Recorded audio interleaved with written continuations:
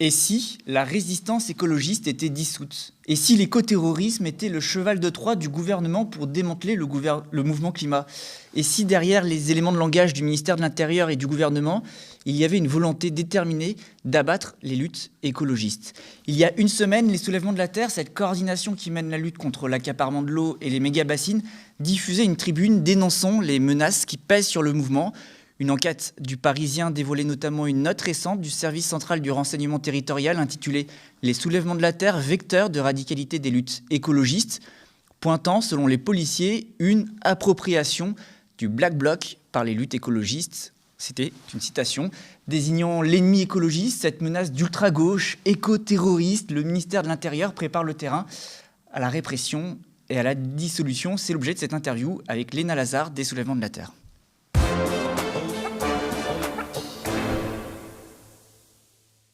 Bonjour Léna Lazare. Bonjour. Alors on apprenait avant même l'enquête du Parisien, dans une enquête de Libération, qu'un groupe dédié de gendarmes a été constitué à la section de recherche de Poitiers, une unité habituellement chargée du haut spectre délinquants et criminels pour investiguer sur la lutte contre les bassines. Il y a donc aussi cette enquête du Parisien qui a sorti en faisant fuiter cette note des renseignements territoriaux qui pointe un virage radical, pour les citer, des écologistes derrière les Soulèvements de la Terre, votre mouvement. 104 actions violentes du mouvement écologiste entre le 1er janvier et le 31 octobre 2022 auraient été recensées selon une cartographie établie par le ministère de l'Intérieur et révélée par Le Figaro. Ça fait beaucoup. Est-ce que aujourd'hui le gouvernement prépare le terrain pour s'attaquer aux organisations écologistes et vous dissoudre ? Oui, on voit bien en fait que depuis plusieurs mois, il y a ce récit qui se crée petit à petit avec des interventions donc de soi-disant experts qui auraient travaillé dans les renseignements ou directement donc par voie interposée comme lors de l'article, comme avec l'article du Parisien où c'est les renseignements territoriaux qui directement on voit bien, on donnait l'idée d'écrire cet article sur nous en dévoilant cette note. Et avant que Darmanin prononce ce terme d'écoterrorisme lors d'un discours, c'est vrai que petit à petit, on a vu fleurir bon nombre d'émissions sur la radicalité des mouvements écolos, mais pas du tout avec la même teinte qu'en 2019, vraiment avec des intervenants qui disaient que c'était très inquiétant, que justement, ils avaient l'impression, sans que ce soit bien entendu sourcé par aucune étude sociologique ou quoi que ce soit, même d'un point de vue historique. On sait très bien que là, en 50 ans d'action écologiste, malgré des actions qui parfois étaient très offensives, en fait, lors d'actions écolo, il n'y a jamais eu de personnes ou d'êtres vivants, même en général ciblés. Ils déroulent ce récit de jeunes du mouvement climat, par exemple, qui suivraient une trajectoire semblable à ceux des jeunes partis faire le djihad. On parle aussi d'événements qui ont peut-être eu lieu il y a quelques dizaines d'années, de militants qui auraient enlevé des personnes ou qui auraient commis des actes terroristes. Et on se retrouve avec tout un amalgame en fait, de choses qui ont vraiment très peu de liens, vraiment juste pour faire peur dans les médias, de la part d'intervenants qui sont toujours liés au service de police ou de renseignement d'une manière ou d'une autre. Mais c'est vrai que là, ça s'intensifie et ça se concrétise, et c'est ça qui est assez problématique, parce qu'on le voit dans le cadre de la lutte contre les méga-bassines, en effet, où là, j'étais au procès la semaine dernière, il y a 2 semaines. Le 5 et 6 janvier. Les 5 et 6 janvier à Niort et à La Rochelle, et où on a vu avec les avocats 2 dossiers arriver, donc de centaines et de centaines de pages, avec en effet, comme tu l'as dit, des révélations sur des filatures, sur des personnes qui ont été traquées en fait, pendant de nombreux mois. Pour préciser, ce sont des procès contre des militants anti-bassines. Voilà, contre des militants anti-bassines qui ont participé aux actions qu'on a organisées dans le cadre de la campagne des Soulèvements de la Terre. Et des personnes qui ont été jugées pour avoir participé à ces actions, mais qui ont été retrouvées lors d'enquêtes au long cours. Et en dehors de ça, en plus, on voit qu'il y a en effet cette menace de dissolution qui est parue dans le Parisien. Bon, c'est la conclusion du journaliste. Malheureusement, on n'a pas eu accès à la note de 6 pages. Mais c'est vrai que voilà, nous, on a voulu réagir directement, même si on n'a pas vu noir sur blanc. Il faut les dissoudre. On s'est dit, c'est forcément des bruits de couloir du ministère à minima, ou peut-être quelque chose de plus sérieux. Et dans tous les cas, ça fait partie d'une dynamique de répression qu'il faut stopper à tout prix. Et on avait aussi envie de... Parce que justement, là, jusque-là, on avait les discours dans les médias, les politiques qui fustigeaient votre radicalité, ou en tout cas une radicalisation présumée. Mais là, vous l'avez dit, ça devient concret. C'est-à-dire que jusque-là, on cherchait à vous décrédibiliser. Maintenant, on cherche plutôt à vous criminaliser concrètement, alors que vous vous battez, il faut le rappeler, contre des bassines qui, elles, sont illégales.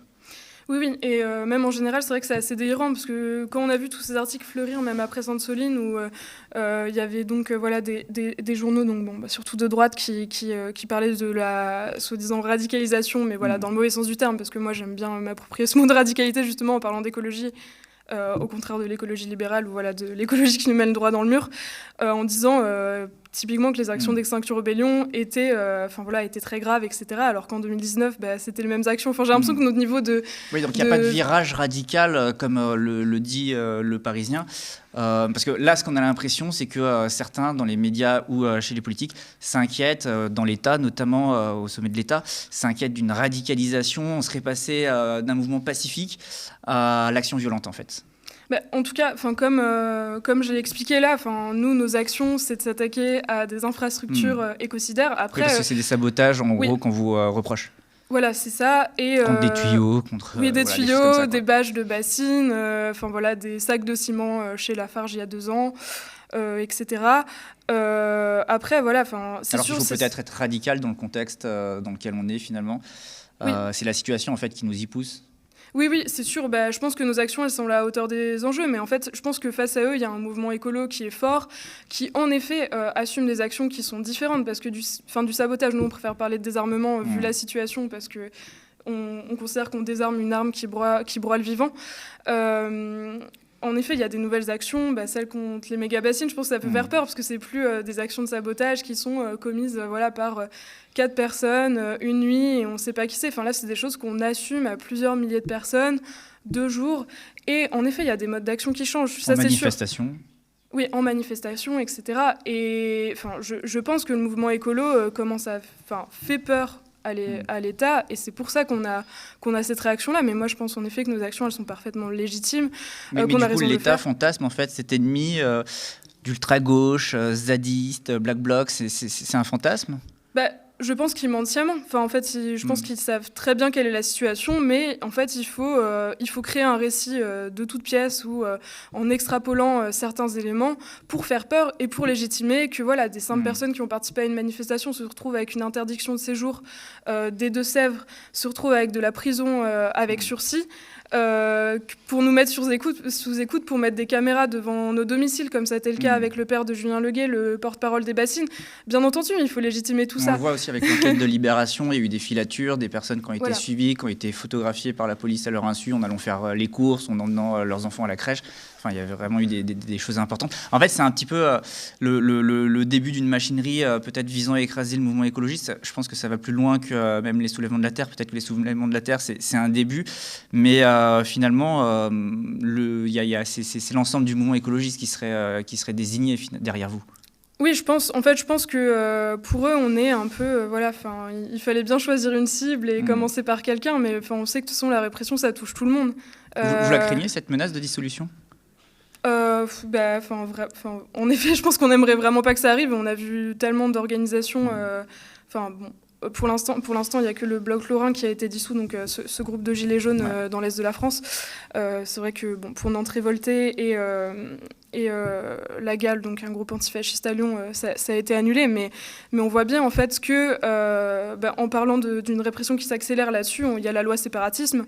Là, il y a une maison de l'écologie à Lille la semaine dernière, juste parce qu'elle a accueilli des militants anti-aéroport qui ont fait une action de désobéissance civile, qui a reçu une lettre disant on va plus vous subventionner. Alternative à Poitiers, ils ont fait juste des formations à la désobéissance civile, pareil, on leur a dit on va supprimer vos subventions. Et en fait, on voit qu'il y a quelque chose qui s'accélère au niveau de la répression à tous les niveaux. Après, c'est sûr que c'est des choses qu'on a déjà vécues. Enfin, moi, là, je pense notamment aux amis de Bure qui ont été en procès pour association de malfaiteurs. Pareil, ça reposait que sur du vent. Enfin, voilà. Là-bas aussi, il y avait l'antiterrorisme, etc. Oui, voilà, en tout cas, c'est pas le parquet, c'est pas la section antiterroriste du parquet qui s'était occupée de Bure. Mais dans tous les cas, il y a des dossiers qui sont montés de toutes pièces pour criminaliser les militants, pour faire peur. Il y a cette stratégie-là, en tout cas, je pense, de mettre de la prison avec sursis pour les militants anti-bassines et de les interdire de venir manifester via les interdictions de séjour. C'est quand même pour faire peur aux militants. Mais j'ai l'impression qu'à côté, nous, on reste déterminés et que c'est pas du tout ça qui va tuer le mouvement dans l'œuf. Mais si c'est vous, les militants anti-bassines, qui êtes aujourd'hui la cible de ces menaces, c'est peut-être pas anodin. Est-ce que s'en prendre à un mouvement populaire, un mouvement de convergence qui est plutôt inédit quand même entre paysans, entre mouvements écologistes, on va dire, plus classiques, plus habituels, mais aussi avec des syndicalistes, solidaires, la CGT. Peut-être que c'est ça aussi qui fait peur, c'est peut-être aussi tactique, ce choix de commencer avec votre mouvement, aussi d'en faire finalement l'ennemi premier. Je cite quand même leurs notes et les éléments du Parisien. La note, elle dit « Le mouvement des soulèvements de la Terre affiche le mouvement des soulèvements de la Terre affiche la volonté de fédérer au-delà des sphères de l'ultra-gauche, a su incarner le concept de transversalité des luttes en rassemblant associations, syndicats et mouvements écologistes autour de combats communs. » C'est peut-être ça, en fait, le problème. Oui, c'est sûr. Enfin, je pense qu'on est un mouvement qui est puissant et en dehors du fait que nos actions sont peut-être plus offensives que celles portées par d'autres mouvements, même si je pense que c'est pas si évident parce que dans le réseau écolo, il y a quand même plein d'actions puissantes et créatives et offensives qui ont lieu partout et heureusement, ça a été notamment le cas là, avec l'action contre Lafarge qui a eu lieu en mi-décembre qu'on essaie de nous attribuer via cette note, alors que non, heureusement, il y a plein de groupes écolos qui font des super belles actions et qui ne sont pas tous les soulèvements de la Terre, mais attends, on déroulait le truc de... Pourquoi le soulèvement de la Terre, c'est pas n'importe quel mouvement quand même, parce que vous avez quand même réussi à fédérer des mouvements, des organisations, des collectifs différents. Je le disais, des paysans avec la Confédération paysanne, des syndicats d'ouvriers, par exemple, avec la CGT. On est là quand même dans quelque chose de nouveau qui se passe aujourd'hui. Je pense qu'on est en effet sur quelque chose d'assez fort. Et ça fait peur peut-être. Oui, voilà, il y a vraiment, je pense, ce double but. À la fois, on voit qu'on est un mouvement puissant et qu'il faut arrêter ça. Et puis peut-être qu'il y a ce petit goût amer de se dire, à Notre-Dame-des-Landes, pareil, il y a eu des alliances hyper fécondes et il s'est passé des belles choses. Et avant, il y a eu le Larzac et en fait, il y a plein de luttes symboliques comme ça. Là, on parlait de Lutzerat. Je pense qu'en Allemagne, il y a toutes ces luttes locales qui prennent aussi beaucoup d'ampleur.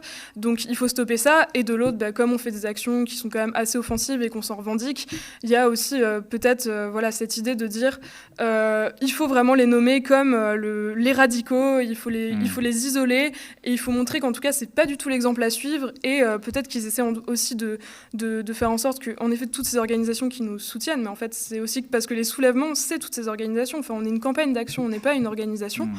Il faut faire en sorte de nous isoler avec cette répression et de cliver le mouvement écolo là-dessus. Mais cela dit, je pense qu'on est fort et en fait, on est soudés ensemble et que pareil, cette tactique qui est toujours utilisée contre les mouvements sociaux, cette fois, pareil, moi, je pense pas qu'elle va fonctionner, mais forcément, ils essayent les vieilles recettes Et pourtant aussi, ce que ça cache, toutes ces campagnes et ces menaces de dissolution et de répression, c'est le sujet de l'eau quand même, puisque le sujet de la lutte, c'est celui-là. Ces politiques qui mettent en place ces campagnes, ce sont les mêmes qui aujourd'hui doivent remédier aux pénuries d'eau l'été, durant les sécheresses, et qui aujourd'hui gèrent aussi cet accaparement avec certaines minorités d'agriculteurs. Est-ce qu'aujourd'hui, vous l'avez dit tout à l'heure, le contexte, il impose une réponse forte des luttes écologistes, sachant que le rapport de force est aussi le seul moyen de gagner, ça nécessite de nombreux modes d'action divers, mais est-ce que du coup, on est aujourd'hui dans une guerre de l'eau ? Une guerre de l'eau et une guerre des terres. Les soulèvements de la terre, c'est aussi vraiment, c'est sur la question des terres agricoles. Principalement. Et en fait, cette eau qui devrait être un bien commun, ces terres qui devraient être un bien commun, elles sont accaparées par une poignée de personnes, donc par l'agro-industrie, grosso modo, même si on s'est aussi attaqué à d'autres industries qui accaparent les terres. Et ça va créer de nombreuses tensions, surtout avec le dérèglement climatique, l'effondrement de la biodiversité, le ravage écologique globalement. On va se retrouver dans des situations qui vont être de plus en plus complexes à gérer. Et du coup, je comprends que ce soit une inquiétude. Les gens en ont marre. En 2019, il y a des centaines de milliers de personnes qui ont manifesté tout le temps, partout en France, pour les enjeux écolos. Qu'est-ce que ça a donné ? Ça a donné la Convention citoyenne pour le climat. Je pense que là, les quelques personnes qui croyaient encore au fait que le gouvernement allait faire quelque chose se sont rendus compte que ce gouvernement a... Et tous les gouvernements avant eux, en tout cas, qu'on est dans un système économique qui peut nous mener que droit dans le mur et qu'il va falloir agir par nous-mêmes pour sortir de tout ça. Et donc oui, très clairement, moi je pense que les choses elles vont prendre de plus en plus de force et que nos actions elles vont continuer, que ce soit sur les bassines, que ce soit sur toutes les questions d'accaparement des terres et via toutes les luttes locales qu'il y a en France sur ces questions-là. Alors dans les bassines, votre objectif c'est un moratoire sur la construction de ces méga-bassines, mais vous êtes aussi sur plein de terrains. C'est quoi la suite ? La suite, déjà, pour les bassines, c'est le 25 mars. On appelle à une grande manifestation. On dit que c'est une manifestation internationale, ce qui peut-être fait sourire comme ça, mais en fait, c'est qu'on a des soutiens qui viennent de partout. Là, les soulèvements de la Terre vont commencer une tournée en Italie. On a eu des sollicitations pour venir présenter le mouvement en Espagne, en Allemagne, etc. Et on voit que, comme à Lutzerat, où il y avait des personnes de toute l'Europe, là, en fait, ça devient une lutte symbolique pour beaucoup de gens. D'ailleurs, il y a des pays où il y a de nombreuses bassines qui sont installées, notamment en Espagne. Et en fait, c'est sûr que cette lutte autour de l'eau, elle est primordiale. Et on a aussi des liens donc, avec des coalitions autour de l'eau qui sont plutôt à l'échelle internationale. Donc, on attend beaucoup de monde, surtout après ce qui s'est passé à Sainte-Soline. Je pense que ça a révolté beaucoup de gens et que plein de personnes qui n'avaient pas encore entendu parler des méga-bassines, parce que de base, c'était quand même un sujet un peu de niche. Il y a 2 ans, quand on a commencé à en parler, c'était compliqué de faire venir des journalistes aux manifestations parce que, même ce mot-là, personne ne savait ce que c'était. Et donc oui, déjà, là, on attend beaucoup de monde et on va essayer d'être encore plus créatifs et de faire en sorte qu'encore une fois, le dispositif de maintien de l'ordre, qui là, je pense, va être encore plus important, malheureusement, soit encore déjoué et qu'on puisse mener des actions impactantes. Et sinon, au niveau des soulèvements de la Terre, on va bientôt sortir le programme de notre saison 5 d'action. On décide collectivement, donc avec des collectifs de toute la France, quelle action on va faire tous les 6 mois à peu près. Et donc là, bientôt, on va dire ce qu'on va faire là pour cette première partie de l'année 2023. Je ne sais vraiment pas encore, à part les bassines qui ont été fixées, parce qu'il fallait vraiment fixer quelque chose après Sainte-Soline, ce qu'on va faire, mais j'encourage les gens à nous suivre sur les réseaux sociaux. Il y aura probablement une action près de chez eux. Et même si ce n'est pas le cas, y a une super carte de reporter qui répertorie toutes les luttes contre l'artificialisation des terres en France. Et la lutte est possible partout et je pense que c'est important de partir des lieux où on habite aussi pour résister collectivement face à tout ça. Il n'y a pas que notre campagne nationale qui résoudra les choses, même si je pense qu'elle est porteuse de beaucoup de choses. Ça marche. Je vous remercie, Léna Lazare. C'est la fin de notre interview. On va continuer à suivre votre combat. Donc, je vous dis à très bientôt.